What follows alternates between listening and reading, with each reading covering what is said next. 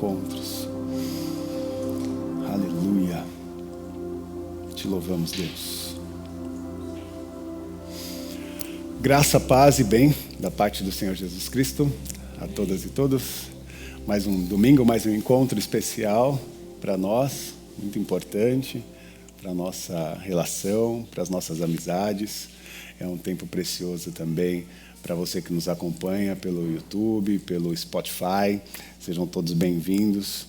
Hoje eu desejei compartilhar com vocês duas histórias. Na verdade, dois movimentos de Jesus que impactaram duas vidas, duas pessoas. E gostaria que você fosse ao Evangelho de Marcos, lá no capítulo 5, porque quero falar de um encontro de Jesus com uma liderança da sinagoga da época, uma liderança religiosa, e com uma mulher que sofria uma doença grave. Marcos, capítulo 5, nós vamos ler a partir do verso 21.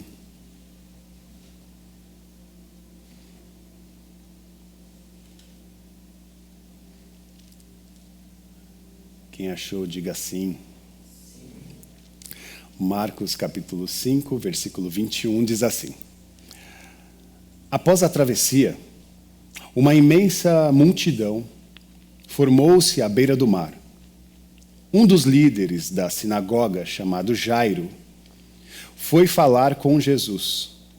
Ajoelhou-se diante dele e suplicou: Minha filhinha está à beira da morte. Venha comigo e impõe as mãos sobre ela para que ela melhore.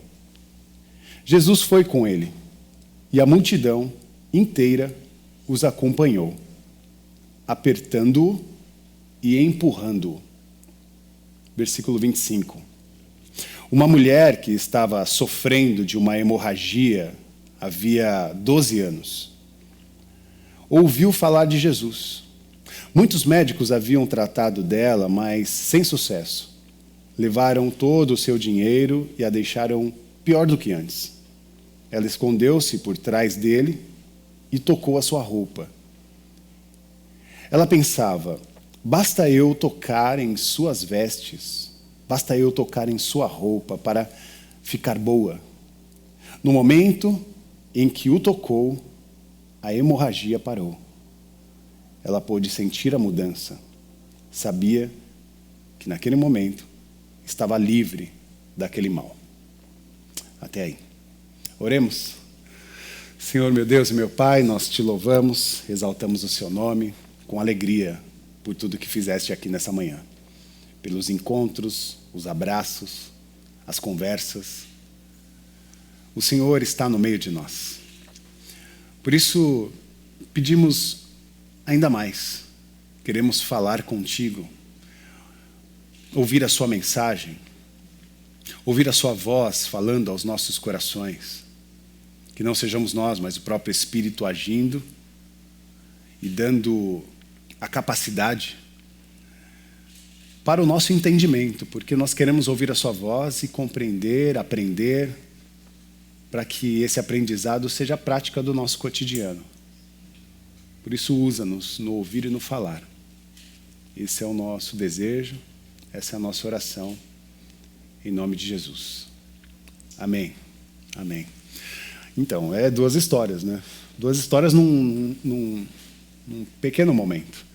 Jesus estava visitando essa cidade, essa província, e quando ele chega nesse local, uma grande multidão já está aguardando a chegada de Jesus. Jesus já tinha uma expressão muito forte a partir dos milagres e das movimentações da sua pregação.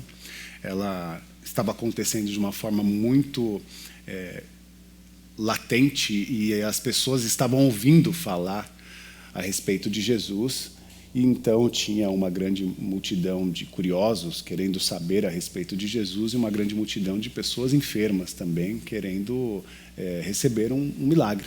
né? Querendo também se propor a uma manifestação de uma transformação nas suas vidas. Então, havia uma grande multidão esperando Jesus, mas quando Jesus chega nesse local, a primeira pessoa que vai ao encontro de Jesus é Jairo, que é um mestre, um sacerdote, alguém que organizava as coisas da sinagoga da época, né? A sinagoga religiosa, que era o templo religioso judaico, né? E então havia ali pessoas importantes que regiam aquele local. Isso acontecia muito e acontece até hoje em Israel. Há muitos lugares que são organizados por expressões religiosas, como estava acontecendo aqui. Os sacerdotes tinham um poder, né? Tinham uma presença, uma manifestação muito importante no meio daquele povo. E aqui nós nos deparamos com essas duas personagens, né? Um pai desesperado, buscando a cura da sua filha, e uma mulher que está desacreditada pelos médicos, que já tinha tentado de tudo para conseguir resolver, né, o seu problema de fluxo de sangue, né, essa hemorragia que ela vivia há 12 anos, e ela desejava a cura. Então há dois encontros. Jesus, ao chegar naquela cidade, recebido por uma grande multidão, tem um líder religioso da sinagoga chamado Jairo, que vai falar com Jesus, e esse Jairo, como um homem importante, como uma liderança da comunidade, muitas vezes em alguns textos bíblicos vai ser chamado como chefe da sinagoga, vai ser chamado como príncipe da sinagoga, como doutor ou dirigente da sinagoga. Fica claro que ele tem uma grande influência, e essa influência faz com que a multidão abra caminhos. Porque o cenário pode ser meio que caótico, né? Jesus chegando e todo mundo quer ter um contato com Jesus. Mas há algum tipo de acesso que habilita com que esse sacerdote, chamado Jairo, chegue, né, mais próximo de Jesus e chegue primeiro. Então, Jairo era influente, ocupava um cargo, uma posição importante e que tinha também consigo certos recursos. E Jesus? Estamos também falando do Evangelho, da boa notícia. E já sabemos que a boa notícia é Jesus, é o próprio Jesus, é a presença, né, de Jesus, ou a presença de Deus no meio de nós. Jesus é um outsider, uma pessoa que não tem um clã. Ele, na verdade, ele não consegue se adaptar nos clãs, nos grupos religiosos da sua época. Ele tinha uma mensagem, e a sua mensagem era uma mensagem única. Ele tinha uma proposta muito única, porque ele tinha uma leitura e trazia uma reflexão profética a respeito da tradução que ele fazia sobre Moisés. Então, a mensagem de Jesus contrapunha muitos religiosos da sua época. Religiosos estes que estavam também trabalhando de forma muito séria em tentar preservar a linguagem, a presença e a manifestação de Deus para aquele povo. E eles eram rigorosos em tentar afirmar que Deus estava disposto em cuidar daquele povo, e os sinais que ele trazia era através dos profetas. Então, o que regia a espiritualidade na época era uma mensagem que vinha de uma voz profética de alguns personagens. Personagens esses que a gente vai conhecer como João Batista, mas também vamos lembrar dos mais antigos, Elias, Jeremias Isaías.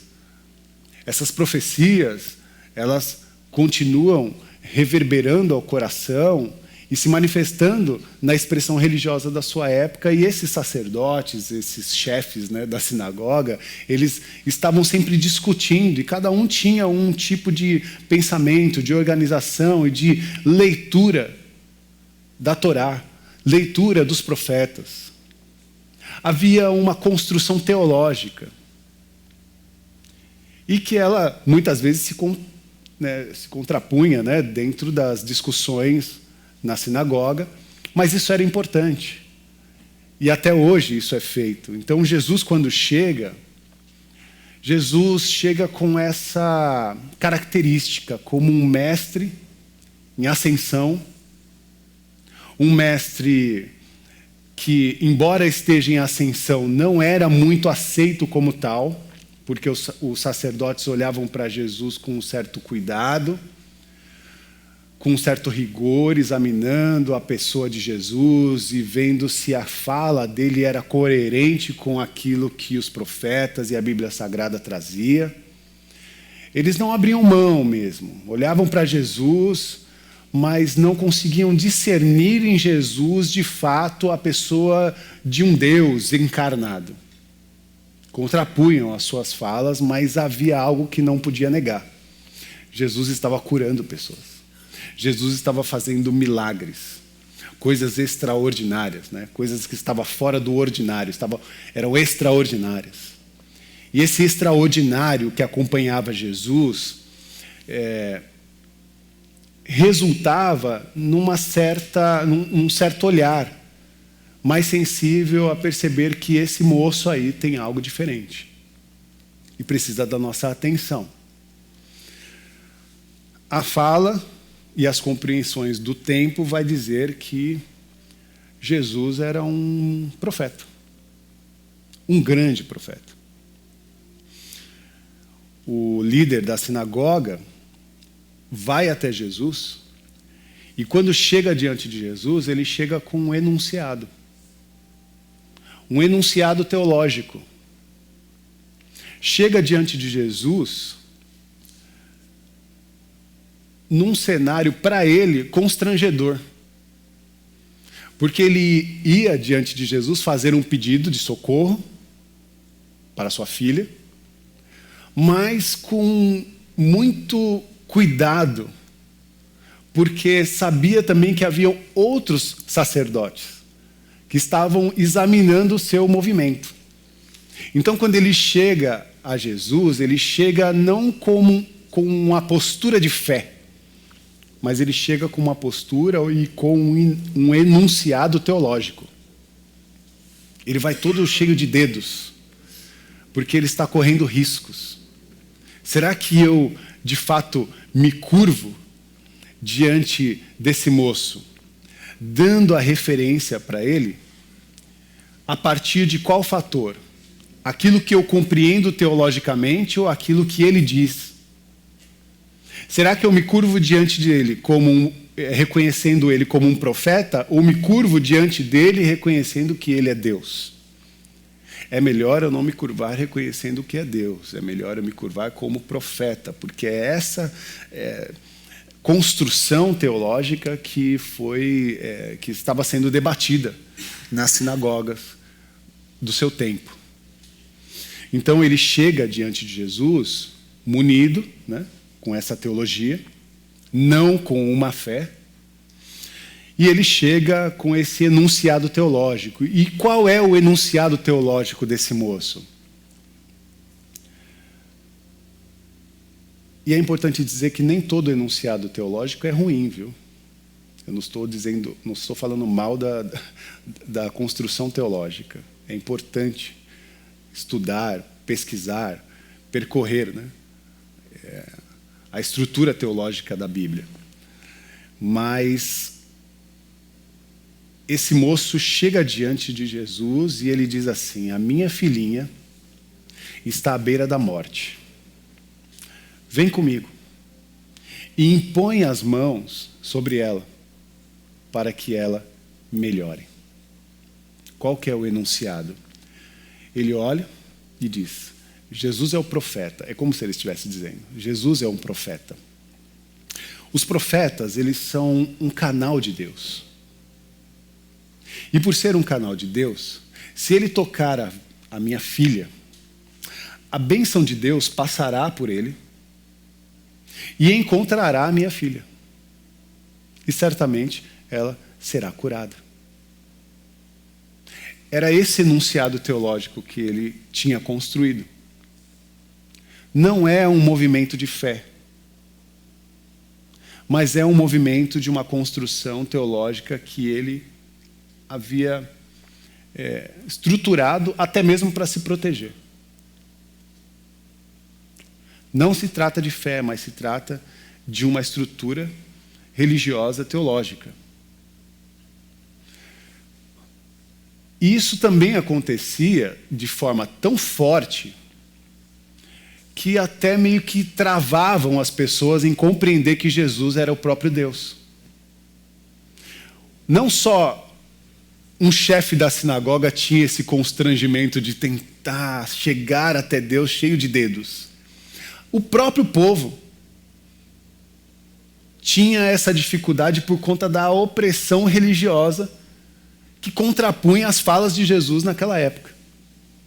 Tanto é que Jesus faz um autoexame e pergunta para os seus discípulos: o que é que estão dizendo ao meu respeito? Mateus 16, no versículo 14, mostra que até o próprio povo elegeu Jesus na escola dos profetas. Como João Batista, como Elias, como Jeremias. Mateus 16, 14 diz assim, Jesus pergunta para eles, o que o povo está dizendo ao meu respeito? E os discípulos respondem, alguns pensam que o Senhor é João Batista. Outros acham que o Senhor é Elias. Há quem pense que é Jeremias. Ou alguns dos profetas. Essa era a percepção do povo. No versículo 16, um pouquinho adiante, finalmente Simão Pedro se ergue e faz uma proclamação solene. Porque ele interrompe aquela fala e ele diz, não, tu és o Cristo, o Filho do Deus vivo. Ele faz uma declaração dizendo, tu és o Cristo, o Messias, o Filho do Deus vivo, dando a referência exata de quem é Jesus. Então há um diálogo de Jesus com os discípulos perguntando, o que o povo está dizendo ao meu respeito? Ah, Jesus, eles estão dizendo que o Senhor é um profeta. E aí Jesus vira para os discípulos e diz, e vocês estão dizendo o quê? E Simão Pedro, sempre atento, rápido, ele diz, tu és o Cristo, o Filho do Deus vivo. Então há uma construção importante para a gente pensar a respeito das coisas que regiam a espiritualidade daquela época. E isso me faz lembrar uma frase do Victor Hugo, que ele diz assim, que sob os grandes mestres morais, nós vimos a luz, mas em Jesus nós vimos o sol. É sobre essa ótica que nós precisamos perceber a presença de Jesus. Assim, muitas pessoas que iluminaram consciências, vide os profetas e os grandes sábios, e os grandes mestres da filosofia. Mas Jesus não é um mestre filosófico. Não é um grande professor e mestre moral. Ele é Deus. Ele é o Messias. Ele é o Cristo. Ele é o Filho do Deus vivo. Ele é um novo tipo de ser humano, completo, perfeito, que não conheceu o pecado. Jairo estudou, Jairo investigou e concluiu que Jesus era um dos profetas. E pede ajuda a Jesus, usando, quase que dizendo para ele como ele deve fazer. Jesus, vai à minha casa e toque a minha filha para que ela seja curada. E eu não sei você, mas a gente tem essa estranha mania de tentar manipular Deus e mostrar para Ele como que as coisas têm que acontecer. Mostrar para Jesus como que as coisas precisam ser feitas para que algo que você deseja, que você pede, que você quer, aconteça. E talvez, olhando uma história como essa, a nossa oração mude. Porque seria muita pretensão nossa olhar para Deus e dizer para Ele o que Ele deve fazer para as nossas vidas. Isso mostra também que há um grau de desconfiança a respeito do seu poder e do seu desejo, da sua vontade. Já disse para vocês que para muitas pessoas Jesus é um grande estraga-prazer. Porque quando eu oro, Senhor, seja feita a sua vontade, a vontade de Deus, será que ela vai ser igual à minha? Porque a gente não discerne a vontade de Deus como a boa, perfeita e agradável. A gente sempre acha que a vontade de Deus vai atrapalhar aquilo que você está querendo. Não é. O tom da vontade de Deus, quando diz que é bom, perfeito e agradável, muda qualquer perspectiva de achar que você vai ser desamparado àquilo que você realmente precisa e necessita.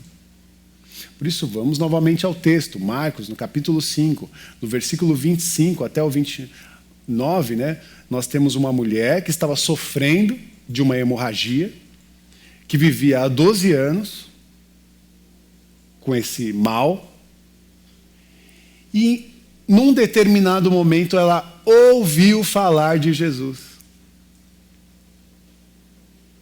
Ela ouviu falar de Jesus, uma mulher com uma hemorragia, ouviu falar de Jesus e concluiu que Jesus é único. Concluiu que, a partir da expressão dos seus movimentos, a sua presença transcende a religiosidade da sua época. Concluiu que Jesus é especial. Concluiu que ele era Deus. Ou pelo menos deduziu que na pessoa de Jesus havia uma expressão que seria além da expressão que ela tinha discernido dos profetas. E o que ela faz? Ela rompe a lei religiosa da sua época. E vai adiante de Jesus, quebrando estruturas sociais também. Então eu quero terminar a minha fala abrindo essa reflexão a respeito dessas duas falas, dessas duas pessoas, e aí eu estou citando Marcos, capítulo 5, versículo 28, e estou citando Marcos, capítulo 5, versículo 23. No versículo 28, esse sacerdote diz: se eu tão somente tocar em seu manto, essa mulher diz, se eu tão somente tocar em seu manto, ficarei curada. Se eu tocar o seu manto, eu serei curada. No versículo 23, esse sacerdote diz: minha filha está morrendo. Vem, por favor, e impõe as suas mãos sobre ela, para que ela seja curada e viva. Duas visões diferentes. Um mestre, com a sua construção teológica, tentando regimentar Deus, manipular a sua expressão ao seu favor. E uma mulher que rompe as estruturas religiosas e também sociais, chegando até Jesus e nem querendo incomodá-lo. Se eu tocar apenas em suas vestes, certamente eu serei curado. Porque ela compreendeu que Jesus não é um canal, não é um instrumento. ele de fato é a encarnação do poder de Deus. A encarnação da graça de Deus. Se eu chegar perto desse moço, de fato eu receberei aquilo que me é necessário. Porque ele é a presença. Ele não é o canal para que eu receba o poder de Deus. Ele não é um instrumento que eu chego e a partir daquele instrumento eu encontro e recebo a graça de Deus. Não, ele é a presença de Deus encarnada. Ele está no meio de nós. E eu preciso chegar perto desse moço e eu preciso tão somente tocar a orla das suas vestes, que certamente eu serei curada. Naquele momento, Jesus parou. Quando ela tocou, né, as vestes, e assim, uma coisa é você tocar a pessoa, né? Ela tocou na orla da veste. E ao tocar na orla das suas vestes, Jesus para e diz: alguém me tocou. E os discípulos à sua volta falaram: Jesus, tem muita gente aqui. É óbvio que alguém te tocou. Está todo mundo aqui no empurra-empurra. Essa multidão aqui. E ele: não. Alguém me tocou e de mim saiu poder. Alguém me tocou e de mim saiu virtude. E mais do que essa fala, é como se Jesus estivesse dizendo: alguém me tocou e discerniu quem eu sou. Alguém com uma fé inabalável percebeu que no meio de vocês habita uma expressão divina, transformadora e de cura em todos os aspectos. Sabe dos meus passos, sabe da minha presença. E Jesus dá essa outra noção de autoridade para aquele povo. E por que não dizer que Jesus estava também dando uma outra noção de autoridade para aquele sacerdote?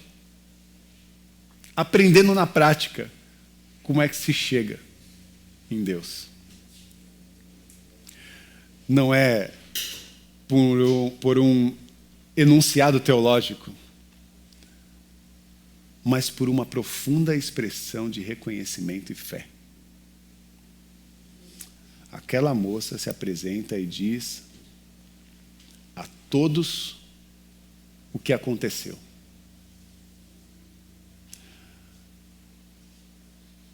E ali é um constrangimento máximo. Porque o sacerdote, com a sua urgência, chamando Jesus para sua casa.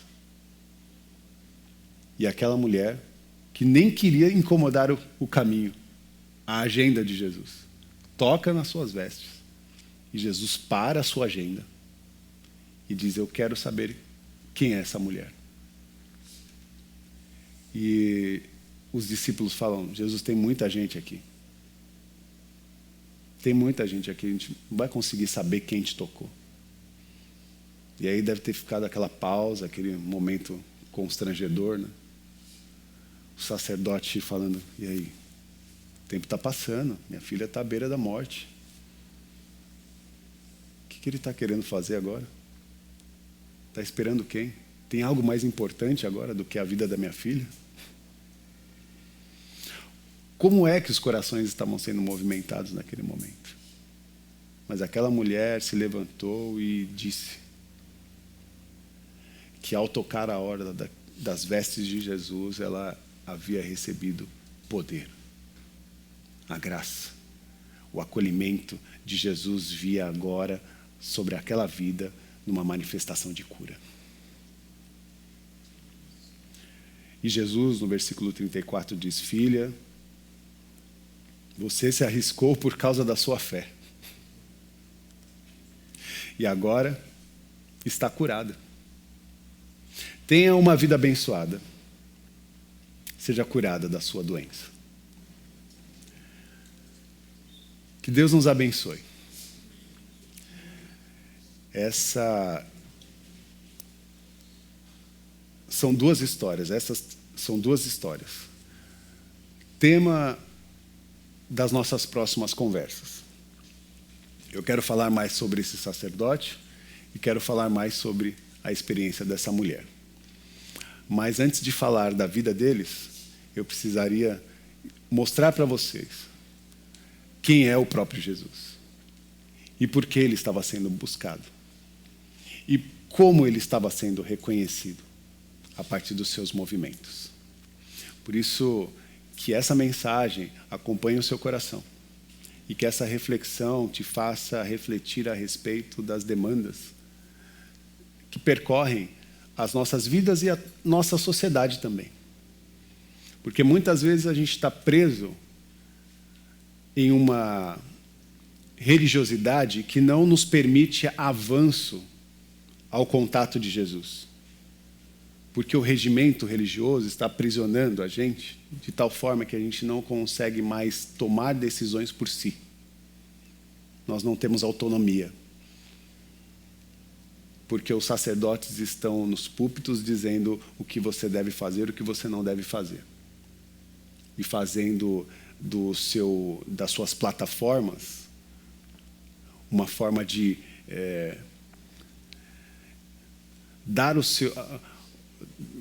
dar a resposta ou fazer com que as pessoas correspondam a partir do que ele quer, do que ele pensa ou do que ele construiu, tirando a autonomia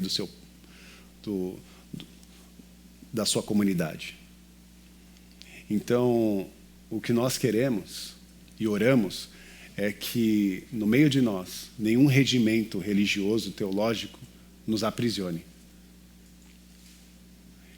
Para que nós possamos construir no meio de nós uma espiritualidade genuína do reconhecimento e da fé que queremos entregar ao nosso Jesus como Senhor e Salvador das nossas vidas. Amém? Amém. Oremos. Dá para ficar de pé?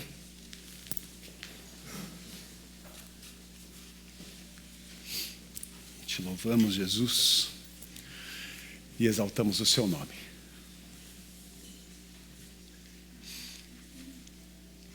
Exaltamos o seu nome e queremos sair daqui com essa postura de forte reconhecimento da sua presença no meio de nós. Porque é essa fé que nós queremos dedicar aos nossos relacionamentos, especialmente àquele que estamos construindo contigo. Nos ajuda, nos orienta, nos capacita. E renova, Senhor, a nossa consciência. Tira de nós toda a opressão religiosa. E nos transforma de dentro para fora. Dá-nos, Senhor, um novo coração. Um coração que te louva, que te exalta e que reconhece a grandeza e a sua santidade. Nós queremos e estamos nesse caminho de tocar as suas vestes, de reconhecer a manifestação da sua graça, da sua virtude e do seu poder. Abençoa, Senhor, a vida dos seus filhos e filhas. Aqueles que se achegaram aqui, Senhor, com qualquer tipo de sobrecarga, qualquer tipo de demanda, de sofrimento, de dor, de enfermidade. Todos esses, Pai, que se achegaram aqui, se achegam agora com o mesmo coração daquela mulher. Um coração que reconhece a sua presença como uma presença divina, real, e que merece as nossas absolutas reverências de amor, de reconhecimento e de louvor. Cura, Senhor, os seus filhos e filhas. Abraça o Senhor agora. E dá, Senhor, a eles aquilo que lhe é necessário e devido. Faça, Senhor, a sua vontade no meio de nós. Seja, Senhor, livre para nos dar tudo aquilo que precisamos. não de acordo com o que queremos, mas que o Senhor faça o seu querer prevalecer em nós. Em nome do Pai, do Filho e do Espírito Santo. Amém. Amém. Com suas mãos aos céus, que o amor de Deus, que a graça do Senhor Jesus Cristo e que a manifestação do Consolador, o Espírito Santo, esteja sobre a vida de todas e todos presentes e aqueles que nos acompanham pela internet. Sejam abençoados. Em nome do Pai, do Filho e do Espírito Santo, com todas as sortes de bênçãos espirituais. Amém. Amém e amém.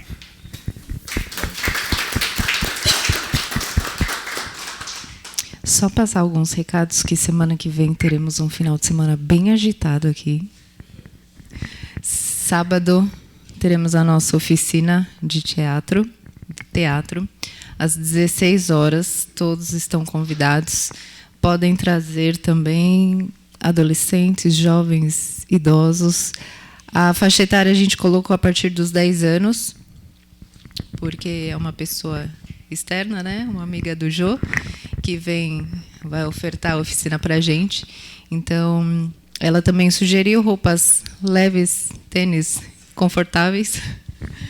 Roupas confortáveis, porque vai ter uma coisa bem livre, bem dinâmica. E você está convidado, pode trazer quem você quiser. E no domingo teremos também um super culto com o pastor convidado, o pastor Robinson Jacinto, que já nos visitou. Então, e também a gente já vai comemorar, né, os aniversários do Red e das 80 pessoas, fora eu e mais 3 gatos pingados. E quinta-feira tem estudo bíblico, ou seja, não é só os final de semana. Então, já vem com uma aleluia para passar a semana na igreja. Amém? Às 8 horas, o estudo bíblico está bem legal, está bem gostoso. E também convide amigos e familiares, estão todos convidados. E aí, agora eu queria só dar uma palavrinha com os trabalhadores da igreja, enquanto as outras pessoas ali... Eu já vi um galão ali de chocolate quente. Canjica, patê, recalcado, sacudir transbordante, tá, coisa. É um esquenta. Hoje é o esquenta. Tá, então, só queria dar uma palavrinha com o pessoal do louvor, das mídias, do estudo... Rapidinho, 5 minutinhos. Então, retomando, quinta-feira às 8 horas, o estudo. Sábado, às 16 horas, oficina de teatro. E domingo, às 10 da manhã, nós temos o querido mestre, pastor, amigo, Robinson Jacinto, que vai estar aqui trazendo uma mensagem para nós.